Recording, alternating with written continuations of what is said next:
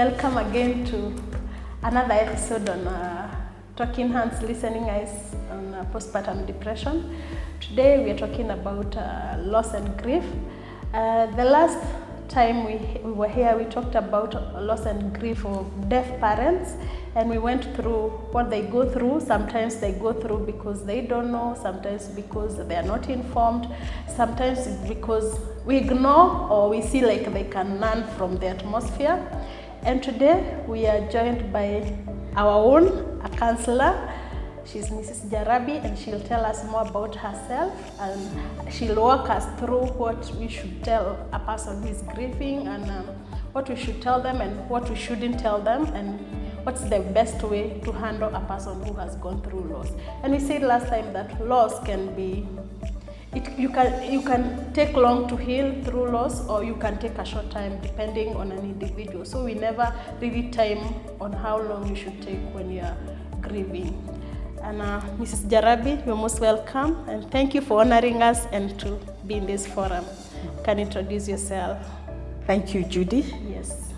My name is Lucy Jarabi. I am a counselling psychologist. Since 2015. Before that, I was a teacher. And having been a teacher, I care much about people because I deal with people all the time. As a counseling psychologist, I deal with all manner of things, although specifically I'm a trauma counselor.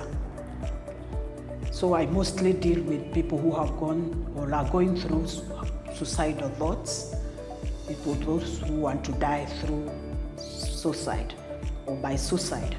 But when it comes to loss and grief, because many times when someone comes to a point of hopelessness, it starts somewhere.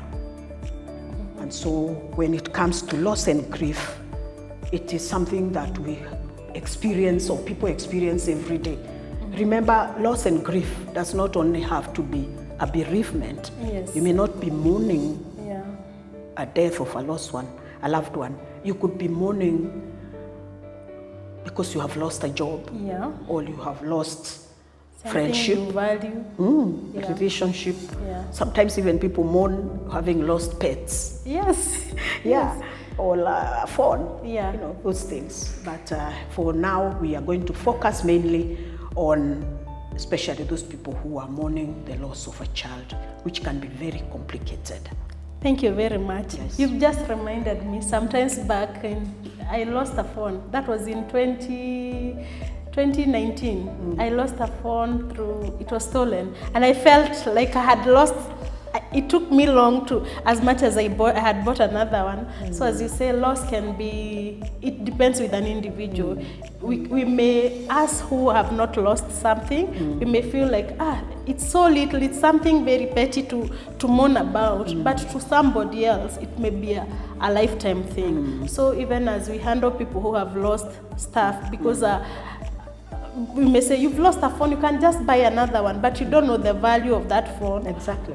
Or what happened to get that phone. When we see a mother expecting and we see they have gone through a miscarriage, most of the times we tend to tell them, even in normal mothers, leave alone now as we talk about deaf mothers, we tend to tell them, this is just one child. You will get many other children, but from what I have seen is that even if you get 10 children after this one that you've lost, you'll always be mourning this one that you've lost. Yes. So there are times we tell them things that hurt them, and we tell them without knowing that we are hurting them. So I don't know what you would tell us, what are the do's and the don'ts first as we go in. Maybe you can first tell us what is a loss, so that we can be in the same page.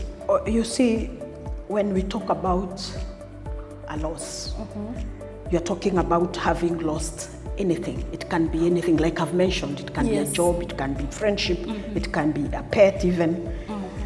And that loss you have lost is being separated from what you loved or what you thought was important to you. Yes. That is what a loss is. And so when you come now to grief, it is the way the actions. It can be emotional feelings that are inward, but you are outwardly experiencing them. And people mourn differently, grieve differently, because sometimes people will hide their feelings. Sometimes they will show their feelings. And people have been mistaken not to grieve just because they didn't throw tantrums, you know? Yeah. Yeah. And you know, sometimes people think that those people who throw tantrums, they show their emotions. It's like feminine. It's women. So men are not expected to show that kind of feeling.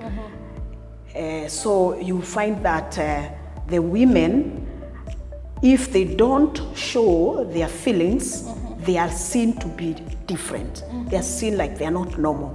But when somebody has gone through a loss, whatever way they grieve, you need to appreciate that they are grieving. And you need to come forward and give them the kind of attention they need to be given. Okay. If someone, like now we are talking about postpartum, postpartum depression. Yes. One may not necessarily get to a point of depression. Okay? Yeah. But that will be dependent on how they are experiencing the loss. Remember, how you experience your loss will depend on your, first of all, your own personality. Yeah? Because people are different. You can have there are some people who have that kind of personality where you hold things to yourself. Like I've said, men mostly will not show their grief. But we have also women who may also not show their grief. So because that when you show, we call it intuitive grieving. So some people may not necessarily show that. So you might find that somebody is very instrumental in that they are, carrying out tasks pertaining to the death that they have experienced. For example, I have a friend of mine who lost a daughter, a grown-up daughter. And she is the one who was consoling us. How do you think of that? She is the one consoling us. Yes, she's the one who is grieving. So that kind of grieving is what we call instrumental. Sometimes is mistaken to be seen like she's not mourning or like she's happy. She's not feeling she's not feeling anything. But that shouldn't be the way. And now more so when we come to the deaf. The deaf are not able to express, not that they don't, they do express their feelings. Yes. But we who speak, hearing, we don't understand that. Yes. We don't understand. Judy, you are lucky. Yes. You are able to experience what a deaf person is feeling, and you are able to help them. Yeah. And so when it comes to this kind of grieving, there are several stages. You know that? There are several stages.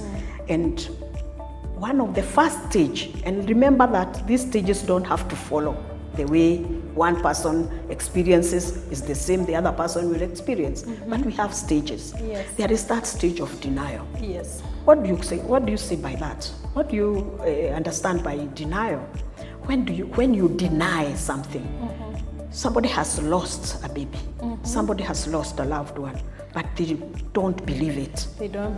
Still, you see a pregnant mother who is going through, and still you've lost the pregnancy, and you still continue like you're still pregnant. Yes, because you are expecting a baby. Maybe you already got the baby. Yes. And then you are told your baby is dead. You wonder how? How? You had already bought clothes for this baby. You had already planned. How do you think that mother will look at it? So they will deny. They say, no. They can even run away and say, no, my baby is still alive. So that is the first stage many times you'll see. Although not everybody does that. Yeah. And also, of course, it depends on, was this baby sick? Was this baby, how did you get the baby? Yeah. Was it CS, or was it normal? Yeah. Were you experiencing difficulties during pregnancy? So how would my baby die? There are times when you would be half-half, 50-50. Yes. Even the doctor will tell you it's 50-50. Yes. But when you know for sure you are going to get this baby, and normally, then you will go through that denial. Now, the second stage is anger. And many times when people get into anger, it's because they feel they have a part in it. You feel guilty. You think, I am the one who made my baby die. For many reasons. Yeah. When you are giving birth, mothers, when we give birth, you know what we go through. Yeah. The pain is excruciating. And sometimes the nurse is telling you, do this, do that, but you are so much in pain that you are not doing what you are you are told to do. So you think that your baby died because the baby could not breathe because of me. So you get angry. You think sometimes you can get angry over the other people. You think that the nurses did not do what they're supposed to do. So you can go through that.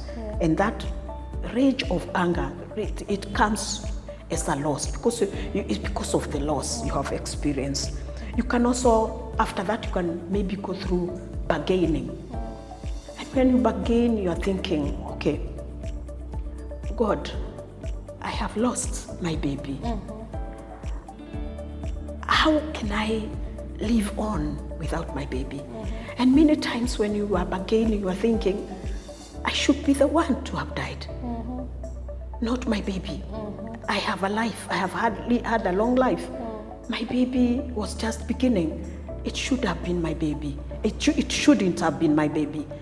And so you go through that and you think, I should be the one who has died. You have seen even older parents when they lose their children. Like it's a teacher, a former teacher of mine in primary school. We are just right now mourning the death of 3 of his children. Some multiple loss. Yeah. 2 children and a grandchild, sorry. Wow. And that man was my teacher. So you can imagine, he is over 70, maybe going to 80. Yes. What is he thinking? I should be the one who died, not my children, not my grandchild. And so that is the time you are bargaining with God. Then you can go through that now, depression. Depression. And this is where, as counselors, as caregivers, we should, even family members, we should be very, very instrumental in working through people who are going through grief. Because everybody who is going through grief has somebody somewhere who can help them. And if the family members are not able to do it, that's when now you should step out and look for a counselor who can walk with this person so that the person does not have to reach a point going into depression and sinking into depression. Then the other stage, if you're lucky, you can come out and now accept. And when it comes to grief, when you are grieving, the major task or work of grieving is accepting to live with the loss. So whatever you are doing, remember that you are working with this person towards them accepting that what has happened is not abnormal. It has not happened to them alone. You know what the Bible says, that the temptations that come to you are not to man. Yes, they are common to man. So, but you can't tell somebody who is going through a loss that at that point. There's one preacher who told us something, and I thought he was very right. Sometimes when we are helping people to mourn, we tell them, God loved your son better than more.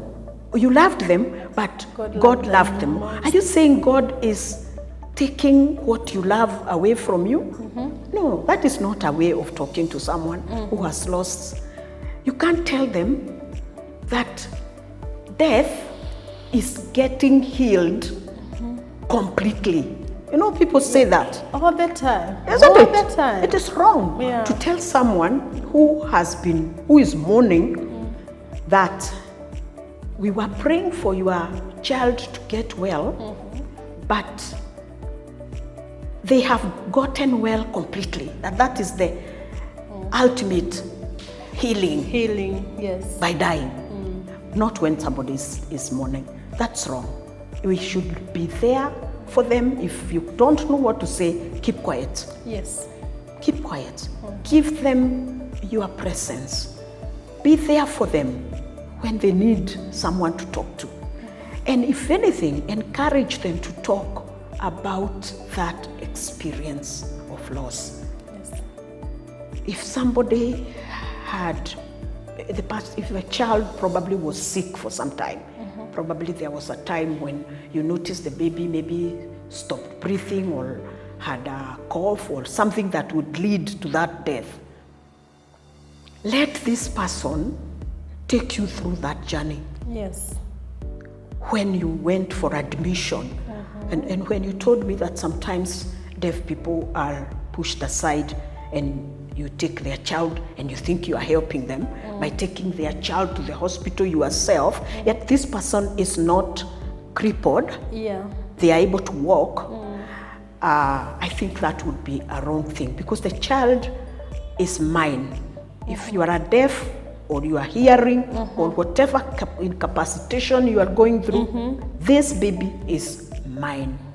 And so I should be the one in charge of my baby. From the time the child gets sick to the time you take them to the hospital, whether I'm able to explain to the doctor or not, accompany me to the doctor so that now I can tell the doctor what my baby has gone through. And this is where now you as a caregiver, as a counselor, you should take this person back to that point. Yes. Where the person started experiencing that the child may die.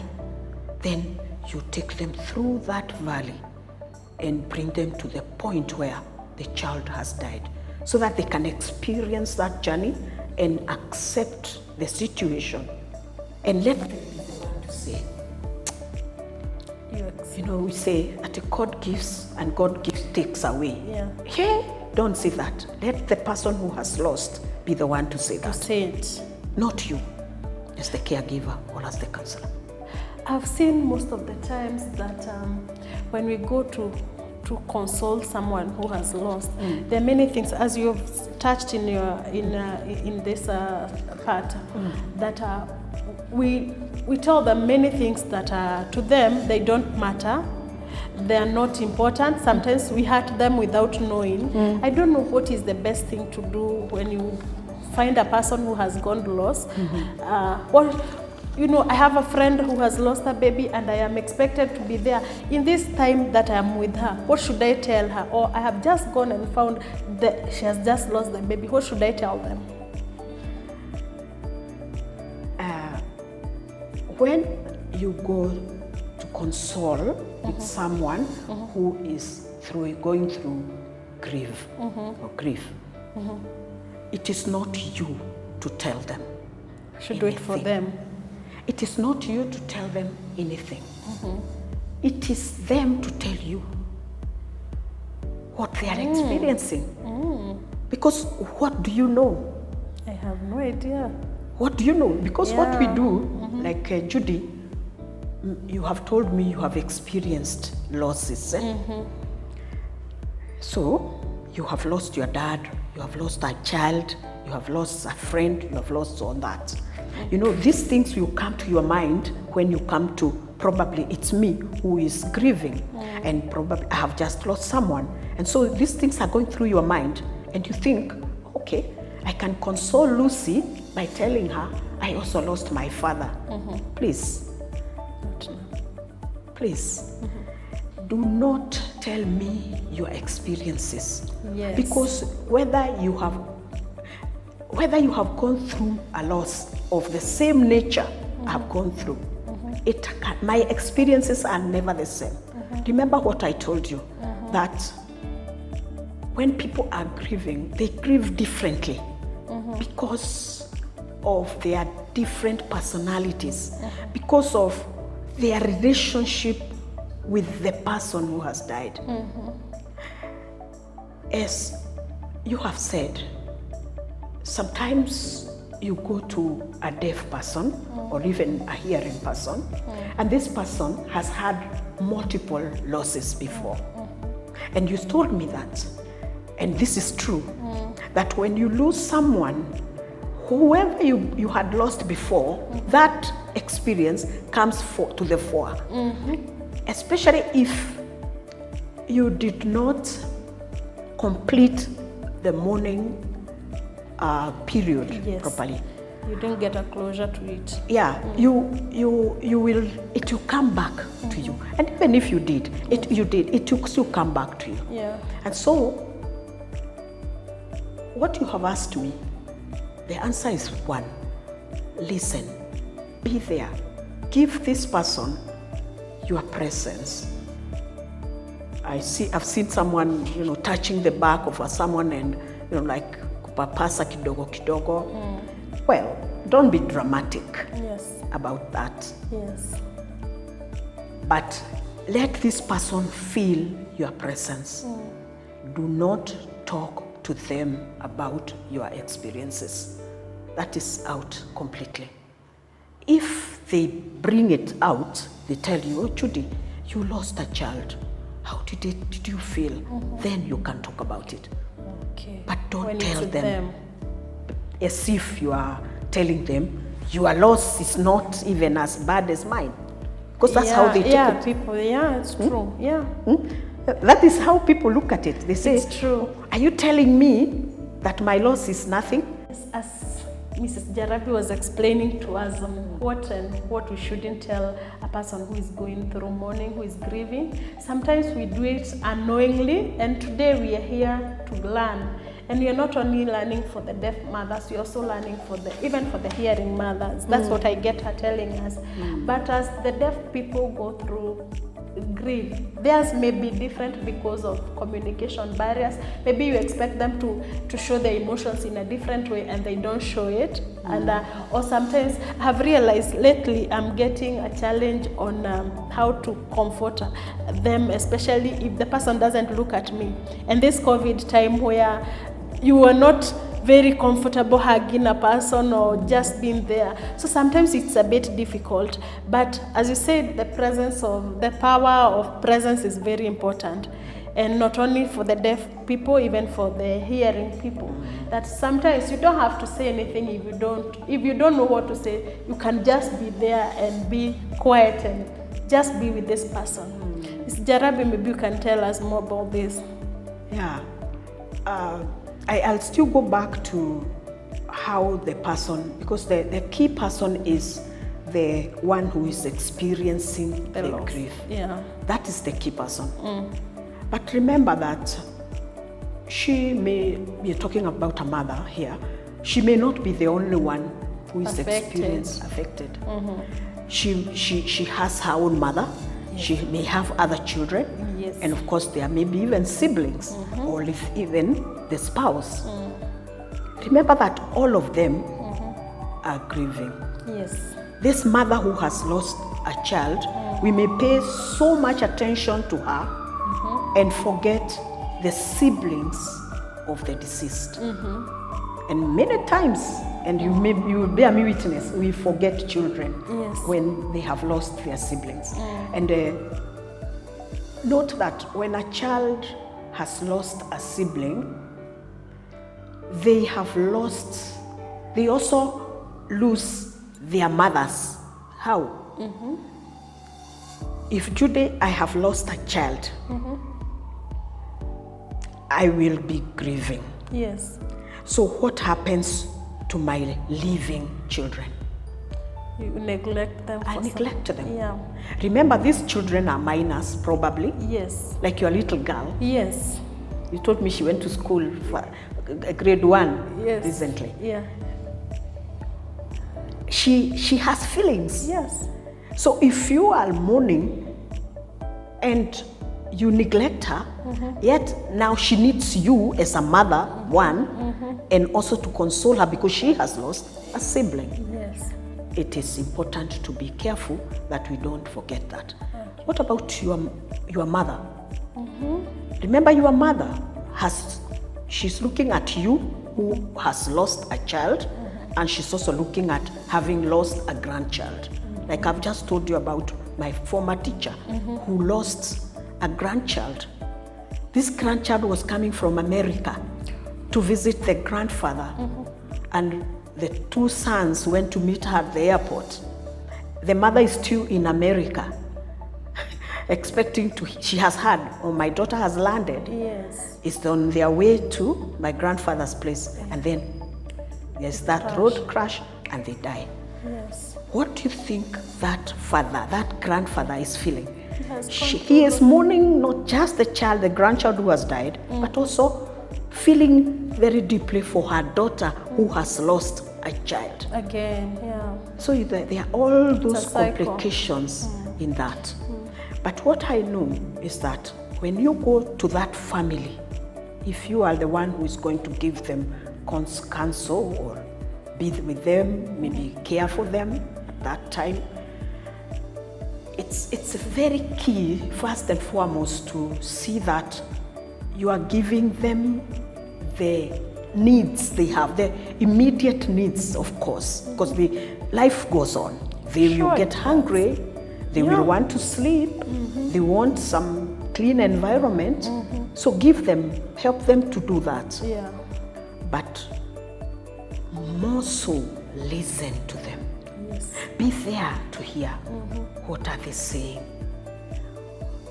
I saw another mother grieving her son. I think it's one of those who died. The 2 boys who died. The 2 boys who were killed died in the police custody. And the mother could not even show her face. Yes. She was covering her face. Yeah. She can't bear to see the pain. So you, as the counselor, you as the one giving the care or the help to this mother, you need to really pay attention to her. Because even when she's covering her face, is she breathing properly? Is she too hot? Talk to her. You can talk to her about her immediate needs, not necessarily going to the loss. Yes. And help her come to terms with that death. There is also the issue of internment. Yeah? The person is the child who has died, or whoever has died will need to be buried. So there is that part of the internment. So there is that area of preparation of where you are preparing for the burial. Yes. So you can also be part of that task of helping them to do that kind of thing. Not you don't have to be there full time, but it's important that you show that you are there for them in terms of the needs that they have. There are some areas, some cultures, some cultural backgrounds where you find that there is so much demand for the bereaved family. I don't want to mention the ethnic pattern, but there is so much demand. And there's a tendency to forget that the people who have been bereaved have needs beyond you who are coming to mourn for us. Because when the people who are coming to mourn are demanding things from the people who are mourning, it's quite inhuman, if you ask me. Yeah. And so you, as the counselor or the one who is taking care of this family, you would be the person to wave away any mourner who is coming to interrupt the real mourning of the people who are bereaved. Very true. Yes, and I always tell myself here that even the area council, what do you call them, the assistant chief or whoever, those the people who are administration, the administrators, they should be there to see that the outside mourners are not interfering with the people who are mourning. You have lost your baby. The direct bereaved people. Yeah. If I am mourning the death of my husband, honestly, and people are coming to demand a cow from me or to demand the clothes of my husband from me, then surely are you helping me? No, so you're crushing your mom. There should be some kind of engagement in that. But coming back to the mothers who lose their children, it is important that you be there for them in terms of the feelings that they are going through. Let them bring out their emotions without being hindered. Don't tell them, don't cry. I think that one we stopped. We stopped telling mourners not to cry. Yeah, we tell them, but then again, don't tell them, cry. Don't be dramatic. Be there for them. Yeah, it's true. Let them speak if they have something to say. Let them mourn. Yeah. Let them have their moments of mourning. If they want to have their own private time, maybe with their immediate family, please give them that and allow them to have that time. Thank you very much. And as we talk with Mrs. Jarabi, I hear her area, she's an expert in that area, and as she's talking to us about trauma and how to handle people who are going through grief, let's also know that there is a time that when one is grieving, and this is from my experience, there is a time you don't want the drama, there is a time you just want to be alone, and sometimes it's mistaken like this person is you're avoiding people. But there are times you just want to be. When I lost my dad, I had to go to Mombasa.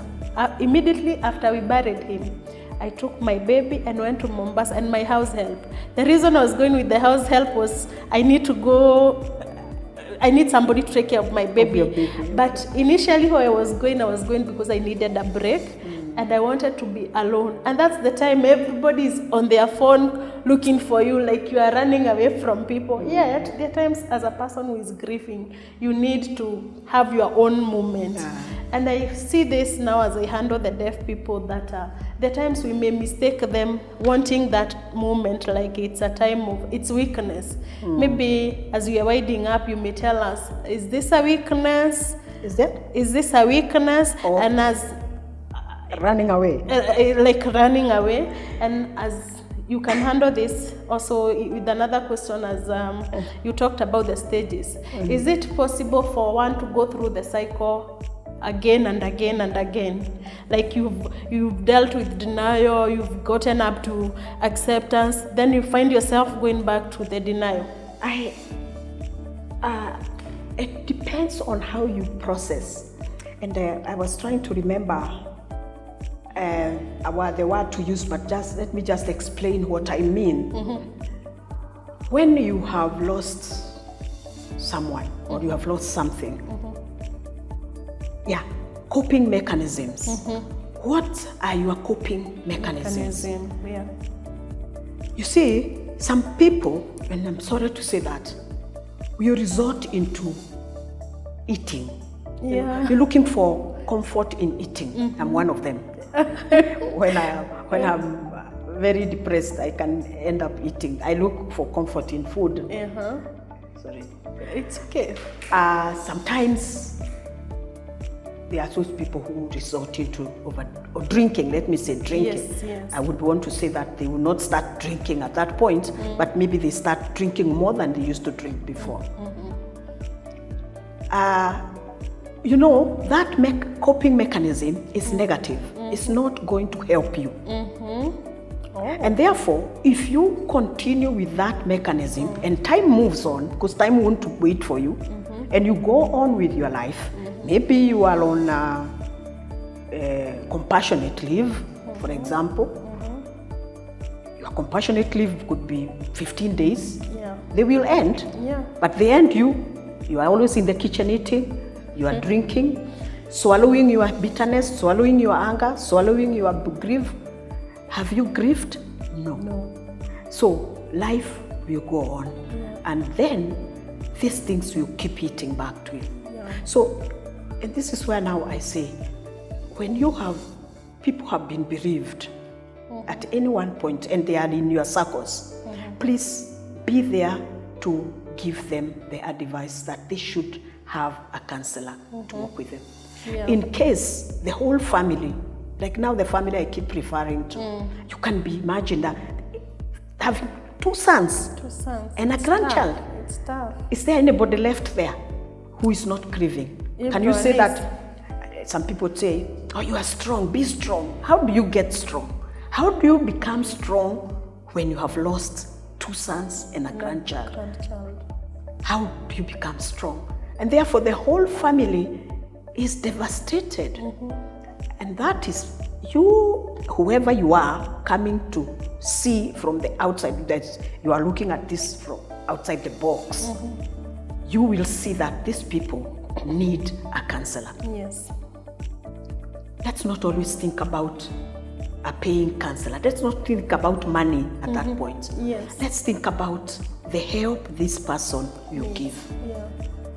Because the counselor will know when this person has turned around. Maybe it's the father has turned around. Maybe the father is taking the wrong coping mechanism. Maybe the mother is doing this. Then you'll be able to guide them, and they will be able to finish the morning, those steps quickly and completely. Then they will not come back again and again. But let me tell you, if they don't complete their morning season in the way they should, they will come, you recur again. We will hear, oh, somebody else has lost a father. You think, it's like the way I lost my father, and you start crying. Oh, that somebody has lost a child, it's like the way I lost my child, and you start crying. And crying is not bad, but it should come to a point where you stop grieving and be able to live, like we said. You live with the loss. You live with the loss. And I wanted to, if you allow me, I don't know whether you have another question. It's okay. But I wanted us to look at what the Bible talks. Really, it's actually a verse I looked at in the morning. It's not something I had thought about even. But I saw this verse and I thought that it is a time when David had lost. I don't know why my phone is not opening. David had lost, had a loss, and he was feeling that he was in that edge of mourning. But he realized it's not opening, but it's okay. He realized that the ultimate counselor, the ultimate caregiver is God. Yes. That when you run to God, and that's why when you are grieving and you are a spiritual person, unfortunately some people, when they are spiritual, they start asking God questions. But when you have the Spirit of God in you, there is a way that you come to terms with your loss.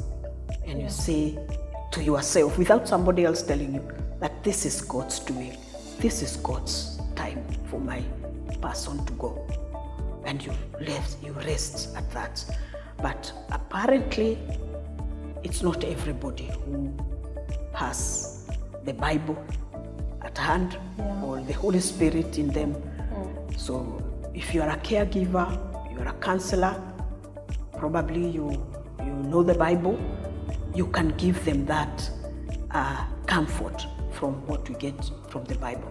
I was looking at actually Psalms 116, verse 1 to 9, but I'm not able to open it. But it tells us how we should go through the morning time, giving every burden to God. But don't assume that everybody we'll take that as you do. As a person who is a Christian, yes, but not necessarily a person who may believe that really that burden will go to God. We keep taking the burdens back, and that is nature, but we really should, because Christ is the ultimate consoler or counselor. Amen. As a talking hands, listening eyes, as we work with deaf mothers, we are also working with any other mother who have gone through loss. And as our counselor has told us today, in the event that you may have gone through loss, don't think you can be too strong to handle it alone. You may need a professional to walk with you through this journey. Maybe this professional person will help you to know at which stage you are at, or whether you need help to cope, or what you should do. Either you are a deaf person, you can still SMS us, you can find us on Facebook, you can find us on Twitter, you can find us even on Instagram as a THLEP. THLEP is Talking Hands, Listening Eyes on Postpartum Depression. And we've realized that there's so much that we need to handle, Mrs. Jarabi. There's so much that I think this is part 1 of what we are doing. We'll still come back with part 2. And if you are there and you may want to go through counseling, or you may need to reach out to Mrs. Jarabi for a personal experience, for a personal counseling, she's available, and we will give our contacts there. And until next time, may God bless you.